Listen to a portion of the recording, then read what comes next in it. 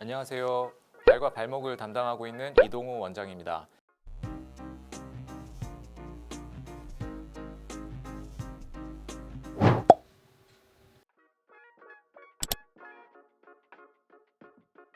비수술이 나으냐 수술이 나으냐에 대한 여러 가지 연구 결과들이 있고 의사들도 많이 고민을 했었는데요. 장단점이 있다고 보시면 됩니다. 비수술적인 치료의 장점은 말 그대로 수술을 안 하는 게 가장 큰 장점이겠고요. 수술하고 감염률이 거의 0%라고 얘기하시는 게 가장 큰 장점일 거예요. 다만 아직까지는 수술 후 재파열률보다 비수술적인 치료 후에 재파열되는 비율이 조금 더 높다는 보고가 아직까지는 많이 있고요. 최근 들어서 현대인들이 많이 또 바쁘잖아요. 그런 치료 실패율을 낮추고 빨리 사회에 복귀하시는 것이 요새 최근 들어서 가장 큰 목표가 되고 있는 경우가 많기 때문에 수술하는 경우가 훨씬 압도적으로 많다고 볼 수 있겠죠. 부분 파열 환자분들이 모두 수술의 적응증의 대상이 되시는 건 아니고요. 30%, 40% 미만의 아주 경미한 부분 파열은 수술 자체가 필요 없는 경우도 있습니다. 다만 50% 이상의 혹은 부분 파열이라도 수술을 하셔야 되는 경우에 최소절개 수술이 불가능하시지는 않으세요.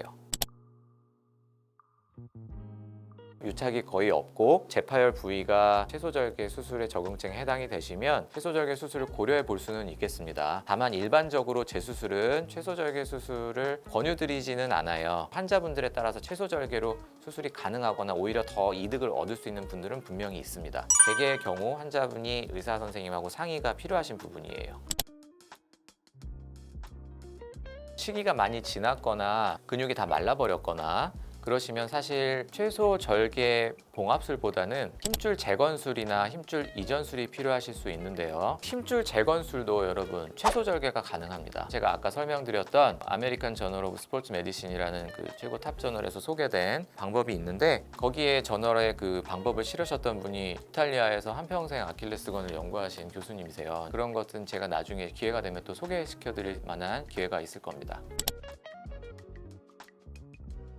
맞습니다. 최소절개로 하면 크레코라는 튼튼한 봉합 방법을 쓰기는 제한점이 있죠. 그래서 그것에 대해서도 의사 선생님들이 굉장히 궁금해서 그런 연구를 굉장히 많이 했습니다. 길게 열어서 튼튼하게 봉합하면 더 좋지 않을까 그런 연구를 하셨는데 사실상 실제 수술을 받은 환자분들은 결과에 큰 차이가 없고 오히려 재활이 더 최소절개가 빠르다는 연구들이 일부 있고요.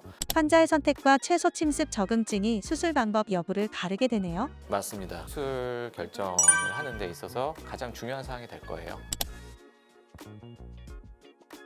수술 후에 3, 4주 정도는 통기부스를 그래도 쭉 유지를 하고 있어요. 3, 4주 정도 유지가 된 다음에는 각도 조절이 되는 보조기로 바꿔서 2달간은 재활 기간을 거칩니다. 그 2달 정도는 보조기를 착용하시고 살살 딛는 거는 가능하시고요. 가벼운 근력 운동도 가능하신데 본격적으로 한발까치발을 하거나 조금 더 힘 있는 재활을 해야 된다. 근력 운동을 한다는 거는 2, 3개월 정도 지나면 저희가 이제 권유드리고 있고요. 언제부터 운전해도 될까요?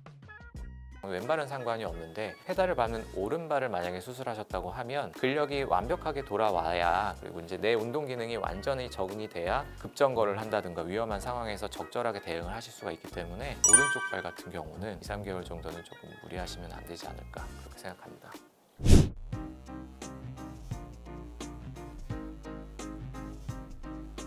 최소절개를 수술하셨을 때 굉장히 만족도가 높으실 수 있고 여러 가지로 재활이 좀 빠르실 수도 있겠다. 모든 환자분들한테서 그렇게 하실 수 있는 건 아니지만 개별적으로 봤을 때 그런 것의 가능성에 대해서는 선생님들과 좀 상담을 하셔서 여부를 결정하시면 되겠다. 그렇게 설명을 드릴게요. 들어주셔서 감사합니다.